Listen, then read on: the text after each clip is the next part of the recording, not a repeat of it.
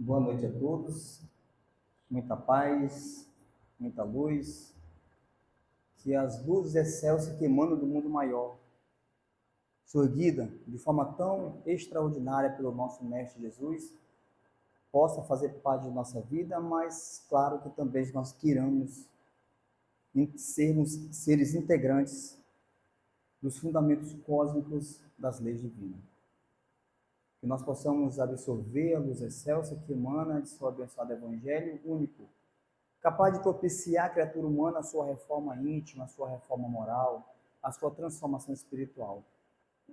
Como consequência disso, fazendo com que sejamos hoje, seguindo a lei de sucessão, degrau após degrau, sermos um pouquinho melhor do que ontem e, consequentemente, amanhã melhor do que hoje. Seguindo os mesmos preceitos do medianeiro Chico Xavier, onde ele asseverou que ele evoluía na mesma velocidade de uma lesma, mas com um detalhe muito importante, sempre para frente, a fim de que, não obstante nossas limitações intelecto-morais, possamos ser instrumento de Deus na propagação do certo, do justo, do correto, do belo, da luz desse mundo que, diga-se de passagem, teima em permanecer nas sombras. Quando falamos em homem integral, não temos no planeta Terra outra referência senão a do nosso Mestre Jesus. Jesus possuía a integralidade do processo evolutivo. Não é à toa que ele foi e será, ao longo dos séculos, ao longo dos milênios, o representante de Deus na Terra. Não foi à toa que ele asseverou que ninguém vem ao Pai senão por mim. Ele não falou ninguém vai, porque talvez poderia dar uma conotação de que por ali haveria um atalho. Esse atalho aqui é muito complicado, então vou pegar aquele atalho ali. Mas para o habitante do planeta Terra não tem outro caminho mais seguro, mais iluminado, mais pavimentado do que aquele deixado por nosso Senhor Jesus Cristo através de seu Evangelho. Para que nós possamos começar a entender a necessidade de nos tornarmos seres integrais, espíritos perfeitos, precisamos dos conceitos mais simples que a doutrina espírita nos fornece com relação ao que nós somos. Então, todos nós sabemos, por exemplo, que para nós constituirmos um bolo, há necessidade de alguns ingredientes. Trigo, o ovo, o açúcar, o fermento. Da mesma forma, nós também somos ou possuímos componentes necessários para a nossa existência. Então, segundo o Espiritismo, nós somos compostos por um ser imortal, que somos nós, espírito, eu, espírito. Então, eu, Emerson, eu não sou Emerson, eu estou na condição de uma personalidade chamada Emerson. Mas eu, espírito, sou imortal a partir do momento que Deus me criou, aonde eu estageio temporariamente no campo material, ora no mundo físico, ora no mundo material, e é isso que surge o processo da reencarnação com o propósito de fazer com que eu me torne o ser integral. É a questão 132 da obra basilar do Espiritismo, o Livro dos Espíritos, onde Kardec indaga o objetivo da encarnação. E os espíritos superiores respondem que a encarnação tem dois objetivos. Um, fazer com que o espírito chegue à perfeição, ou seja, se torne um ser integral. Mas para que eu preciso me tornar um ser integral? Para que eu preciso me tornar um espírito perfeito? E os espíritos complementam. A encarnação ainda tem outro objetivo, que é a de colocar o espírito em condições de cumprir integralmente a sua parte que compete na criação. Temos também o perispírito, que também é chamado de corpo espiritual. E temos o corpo que apenas a veste do espírito. Não vamos adentrar aqui no campo do perispírito, que é uma outra palestra, mas o que precisamos saber, por enquanto, é que é ele que é responsável para conectar o espírito ao corpo. assim como também é Ele que realiza o registro de todas as nossas bagagens no campo do conhecimento. Assim sendo, precisamos fixar o ponto no Espírito. E aí você pergunta, mas Emerson, o Espírito é dessa forma? Na sua essência, conforme assevera a questão 8.8 do Livro dos Espíritos, o Espírito é uma chama, é um clarão ou uma centelha etérea. Então, essa visão que nós temos do Espírito, na verdade, estamos vendo é o corpo espiritual, porque o Espírito em si ele é uma centelha. Por isso que, por sermos de origem divina, nós somos uma centelha divina. E então Kardec, o codificador, esse instrumento maravilhoso, enviado pelo Cristo ao nosso planeta para revelar-nos, não somente relembrar o Evangelho do Cristo, mas desenvolver as leis que regem o mundo espiritual. Kardec ele deixa uma informação interessante lá no capítulo 3, quando ele explica os mundos. E quando explicamos os mundos, passamos a entender também um pouco de nós. E então Kardec descreve que existem os mundos primitivos.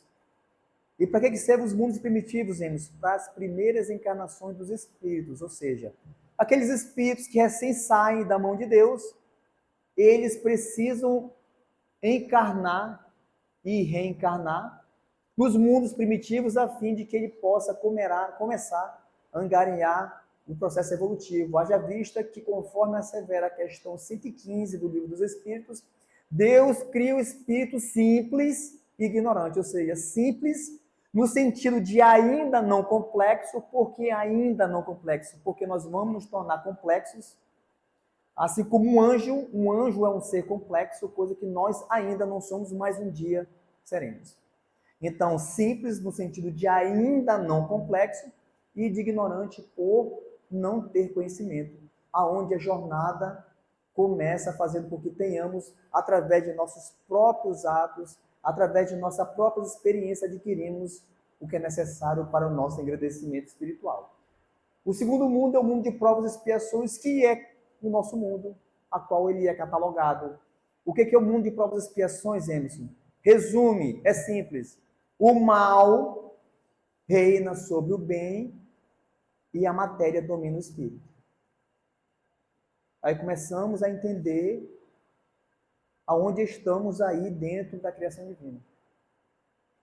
No mundo de provas e expiações, os espíritos que aqui estão exilados, eles precisam desenvolver qualidades em virtude de ainda ser muitos imperfeitos. E a característica desse habitante desse planeta, ele se deixa levar pelo brilho do mundo, aonde as questões espirituais ele dá pouco valor.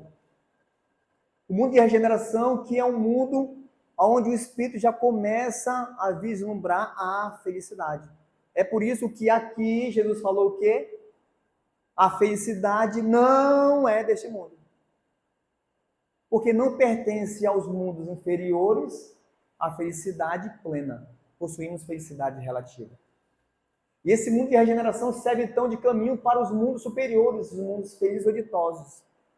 A diferença desse mundo para esse aqui a qual estamos é que, se no mundo de provas e expiações o mal ganha de goleada do bem, aqui o bem já começa a sobrepor o mal.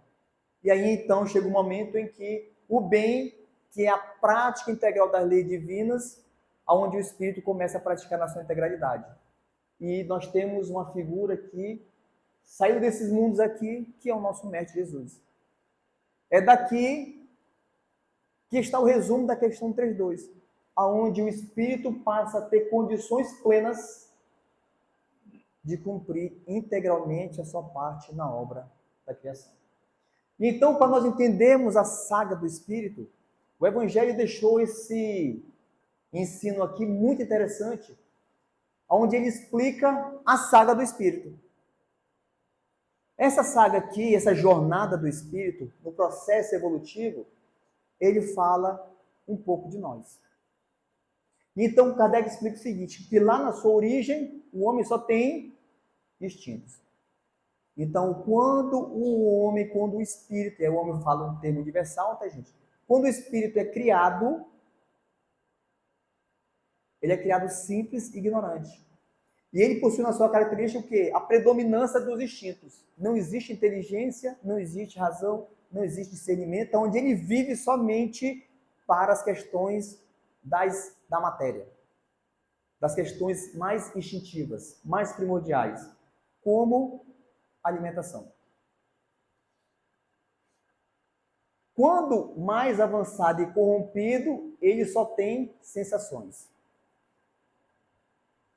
Tem um determinado ponto da evolução, o espírito sai do instinto e vai em direção à sensação. Aí vem aqui algo interessante. Quando instruído e depurado, tem sentimentos. Aí teve alguém que desceu à Terra para nos falar de algo muito importante, chamado o quê? Amor. E aí ele esclarece o quê? E o ponto delicado do sentimento é o amor. Onde é que nós estamos aí? Alguém já conseguiu? Em qual ponto nós estamos?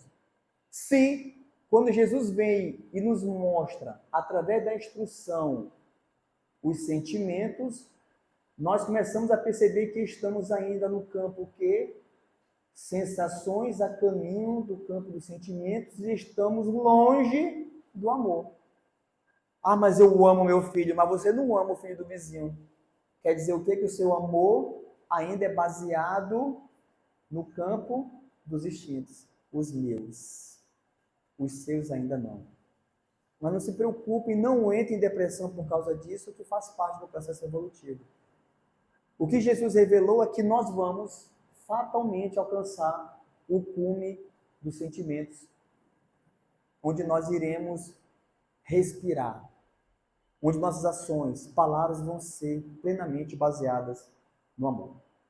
E então vem essa antropóloga, e aí numa reunião, perguntaram dela assim, qual é o primeiro sinal de civilização na história da humanidade? Olha a pergunta interessante. Na antropologia, ou seja, aqueles que estudam os fósseis, qual foi o primeiro sinal de civilização do homem? Aí sabe o que elas respondem? Olha o que ela respondeu. A primeira evidência de civilização foi um fêmur fraturado de 15 mil anos encontrado em um sítio arqueológico. Sim, mas o que tem a ver um fêmur? Aí ela explica. Para um fêmur estar inteiro e fraturado, quer dizer que, em algum momento na evolução do espírito, quando lá no mundo primitivo, que a Terra já foi alguém se feriu gravemente, fraturando o fêmur, e alguém ficou para cuidar dele. Por isso que ele foi encontrado intacto.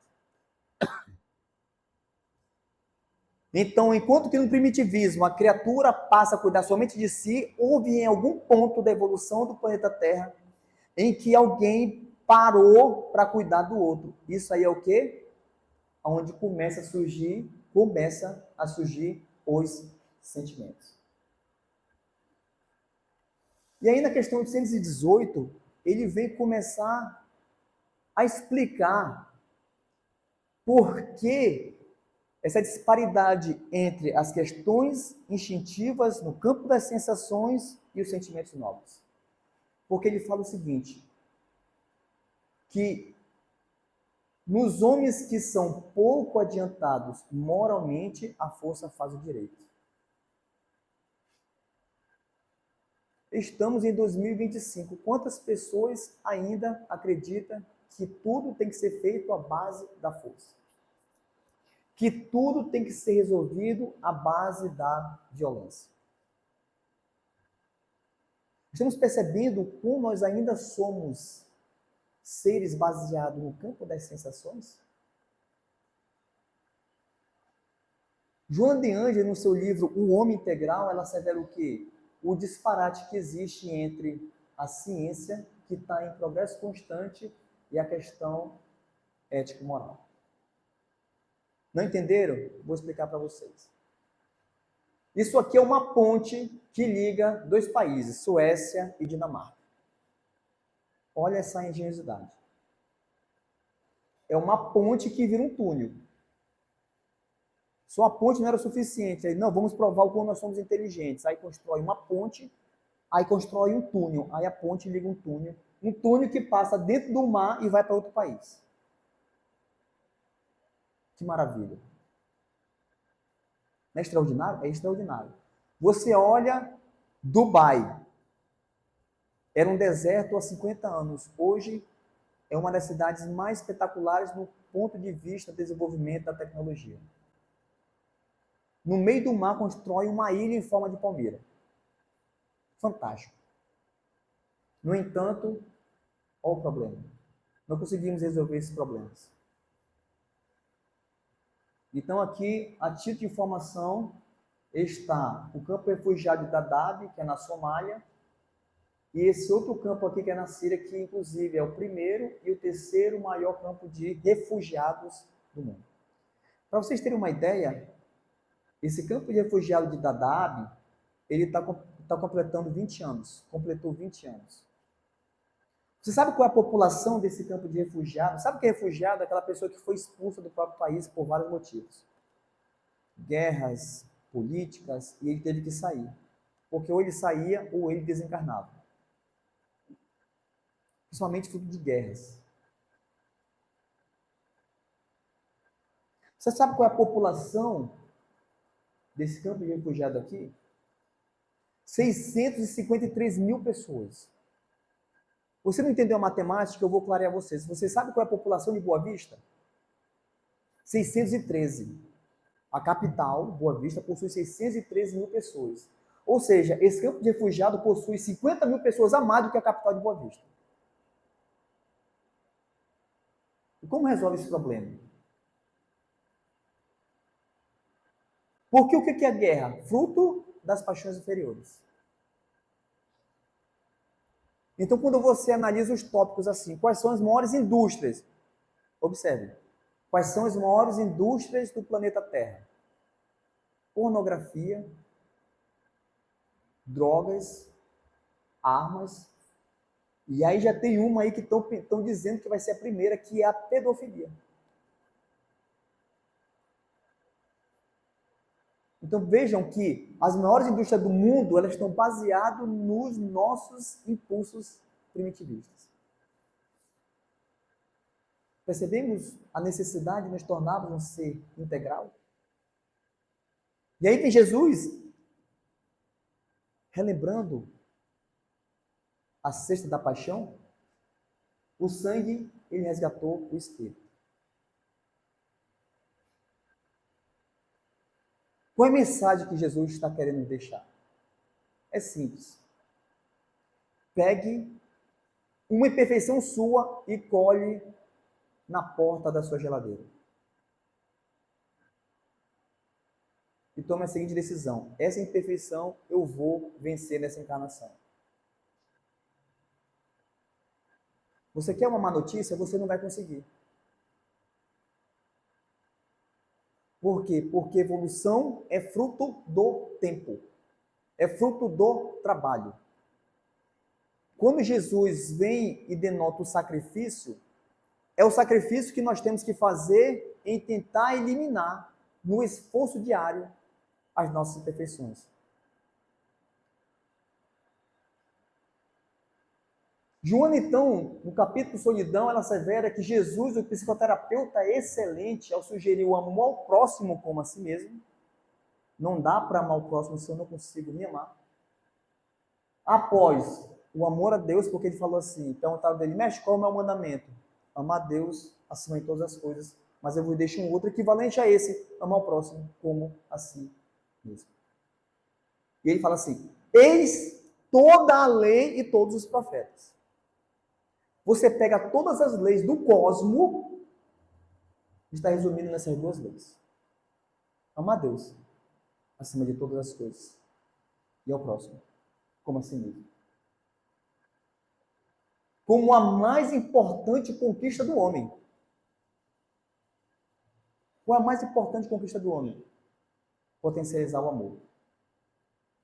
Conclama-o a amar-se, a valorizar-se, a conhecer-se de modo a planificar-se com o que é e tem, multiplicando esses recursos em implemento de vida eterna. em saudável companheirismo, sem a preocupação de receber resposta equivalente.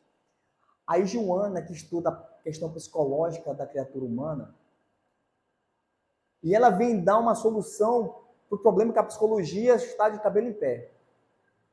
Estamos na era da comunicação. Estamos na era das redes sociais, mas nunca estivemos tão só na história da humanidade. Porque quando o ser ele é dono de si, ele não precisa de ninguém para ser feliz. E aí nós vemos pessoas que são solitárias, estão só e são felizes. E existem pessoas que estão em grupo e são infelizes. Por quê? Porque a felicidade nunca vem de fora. Ela é fruto do coração. André, então, no livro do Mundo Maior, deixa a mensagem que é impossível. Ó, a palavra impossível. É progredir no século sem entender o quê? As obrigações da hora. Você pode andar milhas e quilômetros. No entanto, tudo começa com um passo, 2 passos, 3 passos.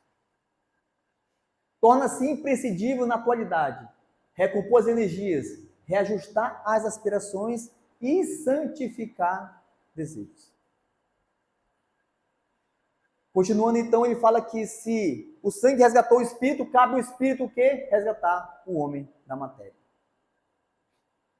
Jesus mostrou o caminho.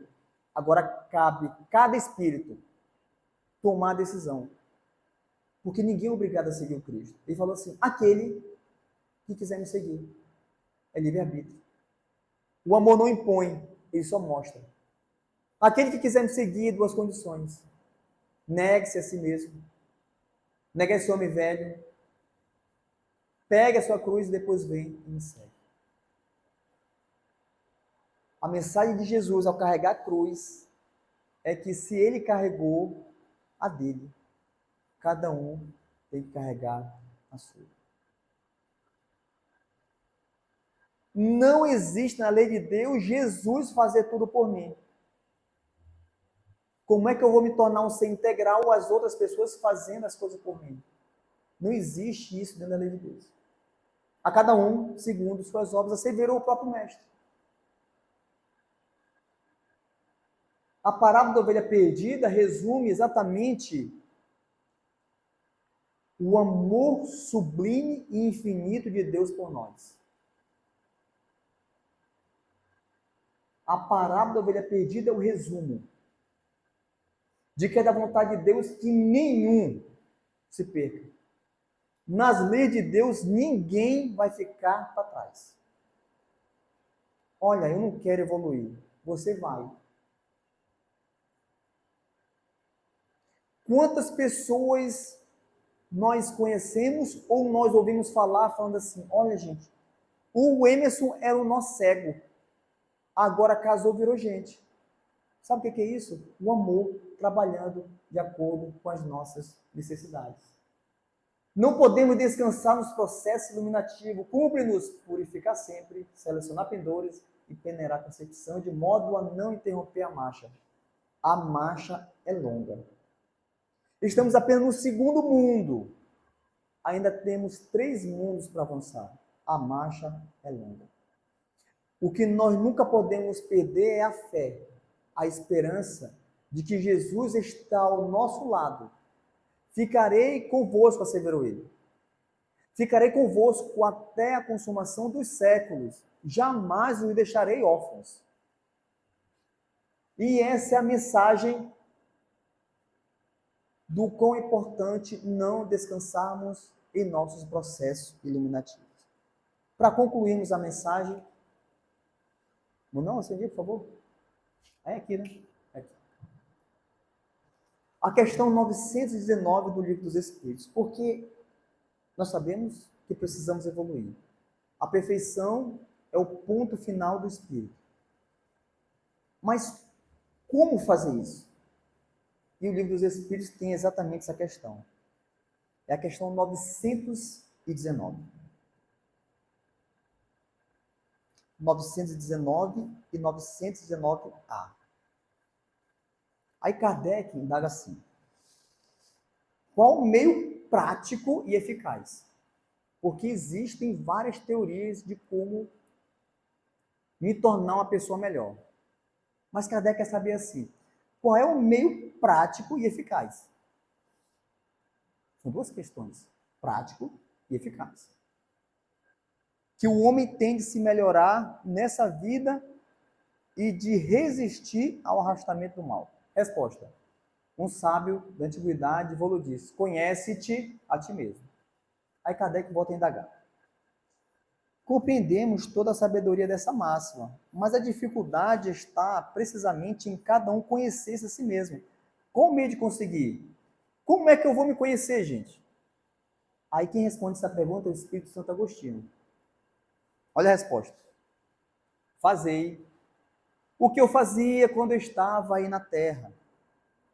Ao fim do dia, interrogava minha consciência, passava em revista o que havia feito e perguntava a mim mesmo se não faltara algum dever, se ninguém tivera motivo para se queixar de mim. É simples.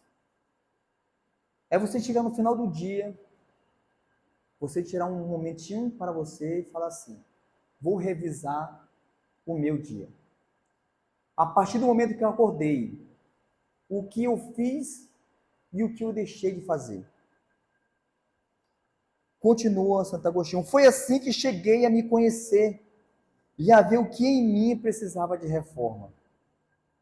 Aquele que todas as noites recordasse todas as ações que praticara durante o dia e perguntasse a si mesmo o bem ou o mal que houvera feito, rogando a Deus e ao seu anjo da guarda que o esclarecessem, adquiriria grande força para se aperfeiçoar, porque crede-me, Deus o assistirá. Portanto, questionai-vos, interrogai-vos sobre que tendes feito e com que objetivo agistes em cada circunstância. Se fizeste alguma coisa que censuraríeis, se feita por outrem. Se praticastes alguma ação que não ousarias confessar. Perguntai ainda isto: se aprovesse a Deus chamar-me neste momento, teria que temer o olhar de alguém ao entrar de novo no mundo dos espíritos, onde nada é oculto? Examinai o que podeis ter feito contra Deus, depois contra o vosso próximo e finalmente contra vós mesmos.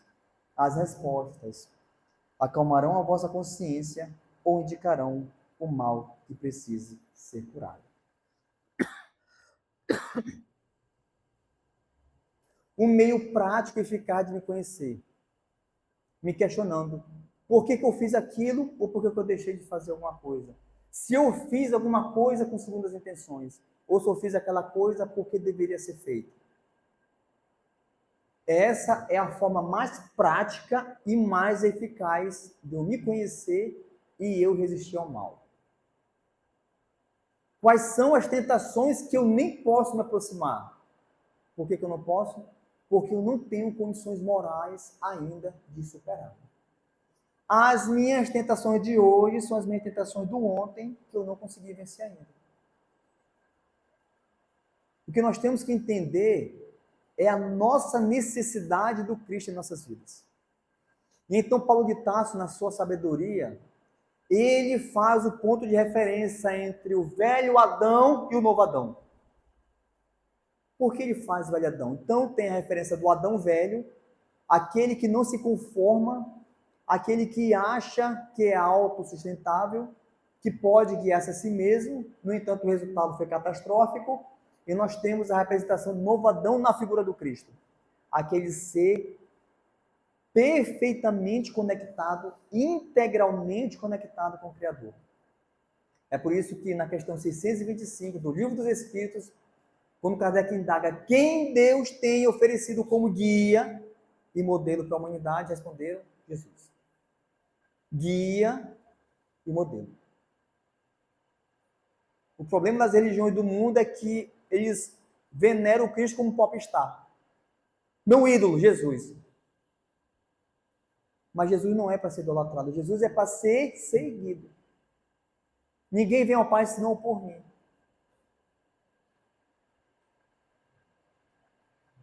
Ele é guia, por quê? Porque conhece cada pedra do caminho. Ele tem condições para nos guiar. Esse é o roteiro seguro. Que roteiro seguro é esse? O Evangelho. E modelo, ele é o arquétipo. Ele é a representação do Criador. Por isso que ele falou assim, e por isso que Chico falou assim, Jesus, ele desdobrou, ele alavancou o próprio ensino, porque ele falou assim, amai ao próximo como a si mesmo. Mas não amai de qualquer forma, mas da forma como eu os amei. Porque o amor do Emerson é um amor que ainda é instintivo. Então eu amo o Manuel, mas eu só amo o Manuel se ele pensar da mesma forma que eu. Se ele não pensa da mesma forma que eu, não amo mais o Manuel. O Manuel tem alguma coisa para me oferecer, eu amo. Se ele não tem mais o que me oferecer, não amo mais o Manuel. O amor limitado.